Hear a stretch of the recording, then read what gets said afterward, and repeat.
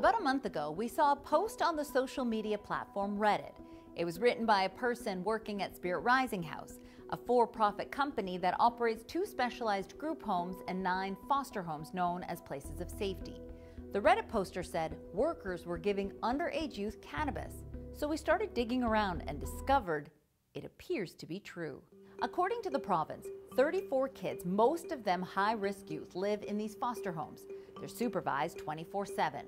We spoke to several current and former workers who say the kids would get a choice, either receive their weekly allowance or forego it for a gram of cannabis a day. They told us it was sanctioned from people at the top as a way of harm reduction to keep the kids from going out and doing harder drugs like meth or opioids.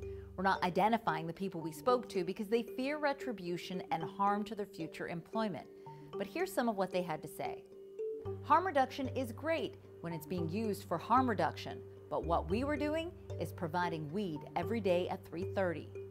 It's easier to just keep them placated and happy than to have to deal with the paperwork, police, and hospitals. It's just easier.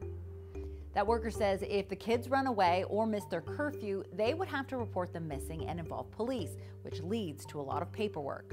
One worker said a teen who had never smoked cannabis in her life moved into a Spirit Rising House home and started smoking it every day. She said it was very concerning to me when I would show up and she's walking around with a bong in her hand and just out of it all the time. And it's all she does now. They deserve to be safe.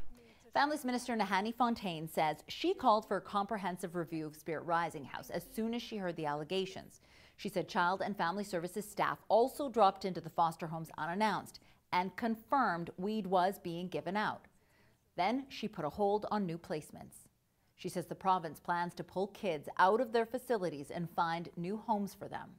They deserve to be seen, to be heard, and certainly at the end of the day, they deserve to be protected and loved. That is my concern. That is my #1 concern and my #1 priority as the minister responsible.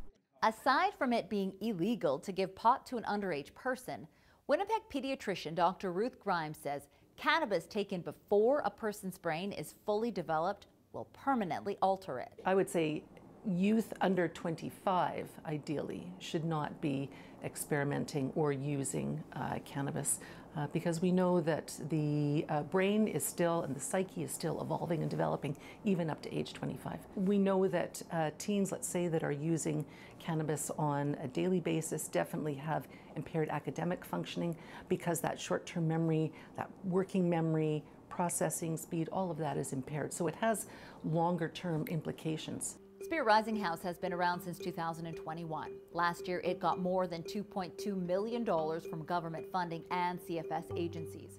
Ian Rabb, a well-known addictions advocate, is one of 4 owners. In an email statement to CBC News, he said cannabis is part of a harm reduction approach for high-risk youth who are addicted to opioids and methamphetamine. He said it can be prescribed by physicians and that youth are also buying and using it instead of more harmful drugs. The harm reduction approach acknowledges when a young person is making a choice that is less harmful to themselves as a positive choice. Rabb said, "We all agree that abstinence is where we all want to be, and choosing to use cannabis instead of opioids or meth and other illicit hard drugs is a step in the right direction." As far as we know, physicians are not prescribing cannabis to kids in these homes. There's a shortage of placements to house kids in care in Manitoba. And while Minister Fontaine said the province is transitioning away from Spirit Rising House, it's not clear how long it'll take to find the teens another place to live. As for cannabis being given to underage youth, the Winnipeg Police Child Abuse Unit is investigating. Caroline Bargout, CBC News, Winnipeg.